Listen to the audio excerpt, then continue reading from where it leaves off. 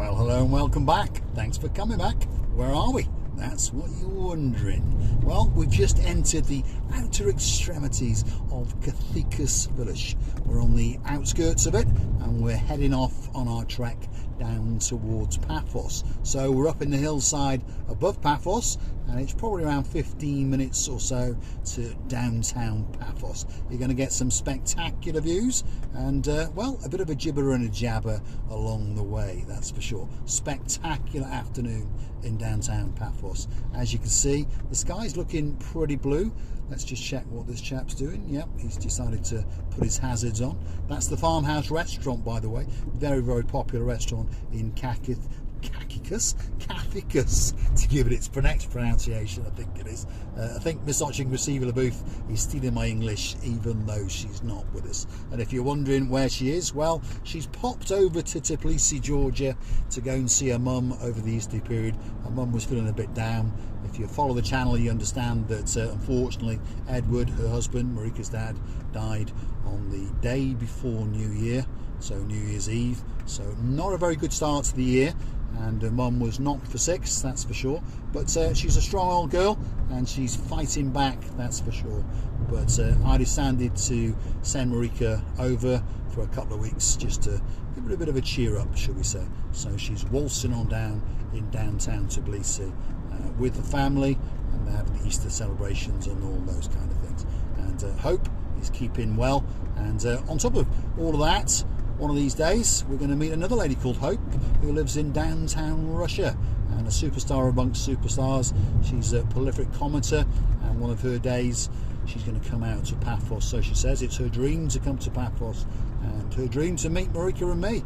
So we're truly humbled by that.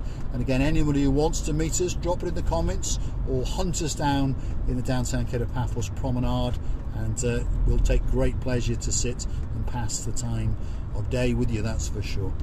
Today, I mentioned in an earlier video, I was accosted off camera at the Atlas coffee shop by a guy named Peter who lives up in Kamaras village. I'm probably going to struggle with your wife's name, but Sita, I think, is how I'm supposed to pronounce it. She's a lovely lady from India, and I hope that I'm not, well, it's not meant as an insult, don't get me wrong. You know, I don't try to pronounce your name wrong, but it was great to meet you, Peter, and hopefully we get to meet again. And truly humbled that you choose to watch us, and well, hopefully you're watching this little episode, and hopefully we'll bump into each other again. Now, sit back and relax. Spectacular views are coming up.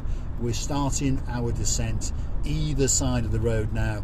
It's a spectacular view, and we're going to work our way down to the main road which hooks Paphos to Polis, so the main highway, and we're going to join it at the crescendo of the hill, which is Stroumbi, and we are going to take a right and head back down towards Paphos. If you take a left, you'd go through Yolu and then drop down through an area known as Gaudi, I think that's how you pronounce it, and eventually you'd come out in Polis, and then if you took a left, you'd go out towards Lachi.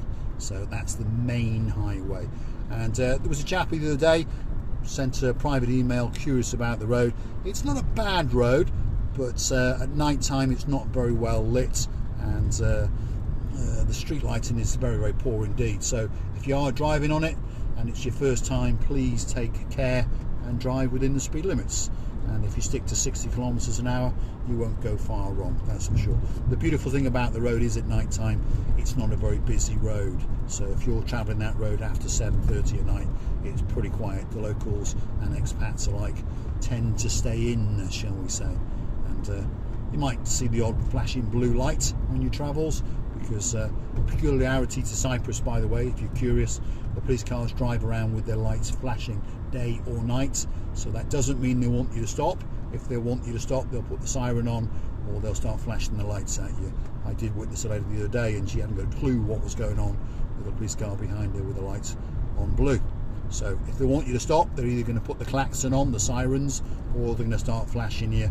And if you don't want to stop, well, they're probably going to start shooting at you, because they are all armed. Although in general they only shoot warning shots up into the sky. So if someone starts shooting at you, in general, unless it's a gangster in a black S-Class, you want to stop, because otherwise you're in serious trouble. Here we go. This is the descent down to the main road, so we're going to keep on dropping down now, and we're going to come into the village of Stroumbi. We're going to take a right, and we're going to drop down a big steep hill again. Either side of us you've got Paphos Stroumbi and Kathikas Stroumbi, so old Stroumbi and new Stroumbi, and both parts of the villages are lived in, but in the older parts obviously some of the properties are derelict and deserted. So here we go, we're about to hit the main road, shall we say. As I say, we're going to go right and head for Paphos. There's the sign that tells you Polis is 20 kilometers, and Paphos, even through the graffiti, we can see is but 16 kilometers. So technically Stroumbi is the halfway point between Paphos and Polis. You've got the Oak Tree Taverna on the right hand side, very popular taverna with locals and expats and tourists alike. Sensible prices, large portions, and a nice view if you get on the front row, and you can look down as far as the Polis Bay, or Chrysanthemum Bay is what it's actually called by the locals. As we head into the main road through the village here now, you've got, I'm not even going to try and say it, but you've got a pretty good kiosk. I mean, it verges on being a supermarket, to be honest. It's like an Aladdin's cave when you go in there. So if you're in a villa up here, staying with some family or some friends, pretty much everything you can want, from cigarettes to tomato ketchup to a pack of crisps or a can of Coke, even a can of Pepsi Max if your name is Miss Andrea. I'm not sure if they stock the cherry flavour though. That could be a little bit adventurous for Stroumbi. So here we go, some old parts and some feature walls coming up here. There we are. If you're into taking photographs, perhaps that could be a photograph to take back to the UK or wherever you may be from. Up here, I remember a while back, this strange looking house here used to be a gun shop. Maybe it's still a gun shop. So if you want some bullets for that gun, that could be the place to go. So this is the descent now. And again, I warn you, if you are on this road, whether you're in a car that you've borrowed, stolen, rented, or perhaps perhaps someone like myself has loaned it to you, drive very carefully, because just down here is the police station, and they do like to stand outside with one of those speeding gun things and a cigarette in the other hand and a frappe in the other, and they get quite upset if they have to stop you, because it means that they have to put the cigarette and the frappe down. So there we are. Don't speed. 60 kilometers an hour and you'll be doing all right. The speed limit's actually 50, but as I've said many times, the police, the Barrows in Blue, are a good gang of guys, to be honest, and they're always very polite with you when they have to stop you. But normally, if you drive sensibly, they don't stop you, because unless you're doing 65 plus kilometers in a 50, they're not interested. Okay, so stick to around about 60 and they're going to leave you alone. And just be careful, as we say, as we drive around. As we drop down here, we're going to enter a little area where there used to be a river at one time, and in the mornings you get quite a bit of mist around here. And if you were to go left at this little junction here, you can go out to Panea or Polami, but we're going to keep going and we're going to come out into Tsada. And if you want some fuel, benzene on the way, here it is. Let's have a look at what the price is today, shall we? Around about 150 a litre, I think is what it is. Yep, there you go, around about 150 a litre. So if you're curious to know how the channel is funded, well, click through to our About page.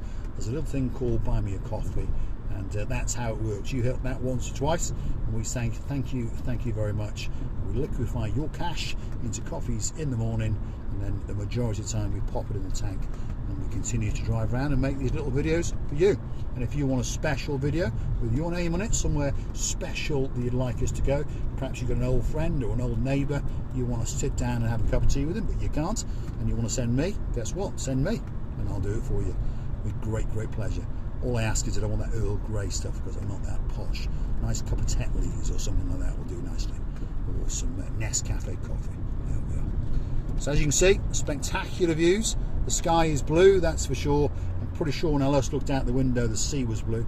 I'm dressed head to toe in blue, and all it's actually missing is you.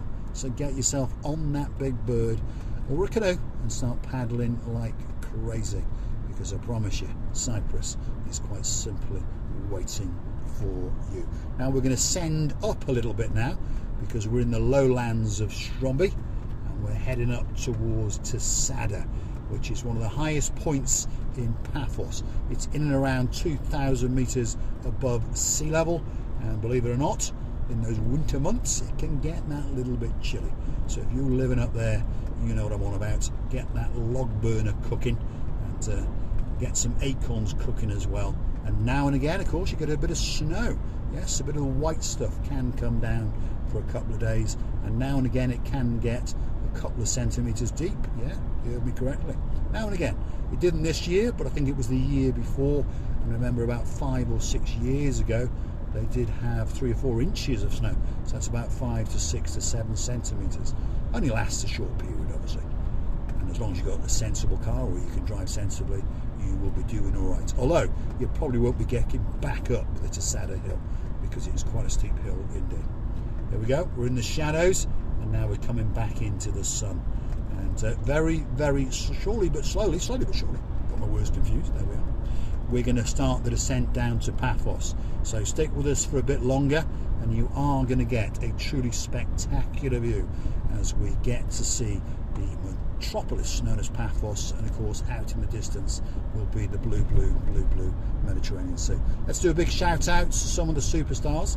We've got Dayman, we've got the lady known as Anna Starr, the 2 Ronnies, all the way out in Denmark. You've got the Viking Ronnie. All the way out of Scotland, you've got the Superintendent of Police, Ronnie Miller. Other superstars in the house, well, the Lords. Let's start them off with Lord Richard, Lady Julie Nash, the Viscount Mr. Leo, my little friend, who's not that little. We've got their great friend and partner in crime, the one and only Sean Broad. Big shout out to you guys in Wiltshire. And who else we've got in? Let's have a look. We've got Lady so sweet Caroline. Of course, we've got the Lord Nigel Big Guns. We've got our Miss Ellie, superstar. They had a great holiday in Paphos a couple of weeks ago. But oh, how the time goes, eh? Oh, how the time goes. Appears to be a bus that's broken down. That's someone come out to help them out, by the looks of it. So we're starting the final climb, and then we'll be on the final ascent into Paphos. So I'm going to say thanks for watching, and of course, if you do like what you see, why not hit that like, click subscribe, and come back for that little bit more of our madness late in the afternoon. And as you can see, the temperature, well, it's not too bad, to be honest. Should we give a weather report? Yes, we shall. Here we are. If your name is Miss Dawn, you got a husband called Mr. Sean, you stole a cat from downtown Paphos a while back called Miss Daisy, and you got a spectacular dog called Bobo, well, the temperature today is in and around 23 to 24 degrees, so it's not bad, is it? Now, talking about spectacular dogs, I know another dog, and his name is Blue, and he belongs to Lord Richard all the way out in Wiltshire. And well, there was a man called Sean Broad, who I've just mentioned before. He was fitting some lights, and apparently he's going to be rearranged in the rear of the Gangster Defender as a pillow for that dog called Blue.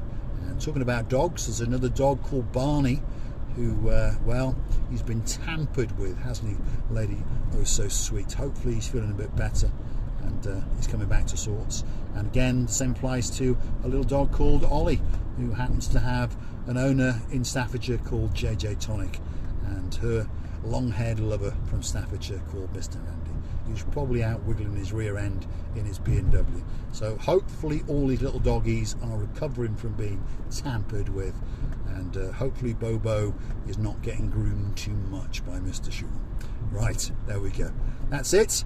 The descent is going to start, and you're going to get a spectacular view, that is for sure. This is the descent from Tsada to uptown Masoi, or downtown Paphos as I call it, on a spectacular day. And the sun is going to soon start setting up in the sky, and this is a great drive. It doesn't matter what time of year or what time of day, this is a road that gives you, well, a great insight into your thoughts and a spectacular view as we come round this series of bends. Here it is, it's coming into focus now. In the distance is Paphos, which means just further yonder is paradise, and that means that that is the blue Mediterranean Sea. I'm going to let the camera fade out, and you're going to get a spectacular view, and I invite you to come back again and again. Thanks for watching, and I'll see you again very soon.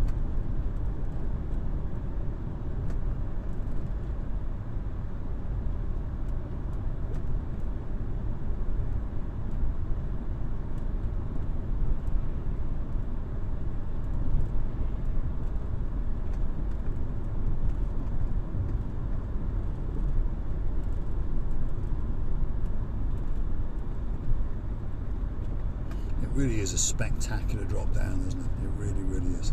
It's up there with a drop down from Kathikas to Paya. It's something quite spectacular. Very, very mountainous area indeed. If you were to take a left here, by the way, you'd go up to Olympus Villas, Victor's Villas. Lots of people like to rent villas in there, and lots of people live up there, obviously.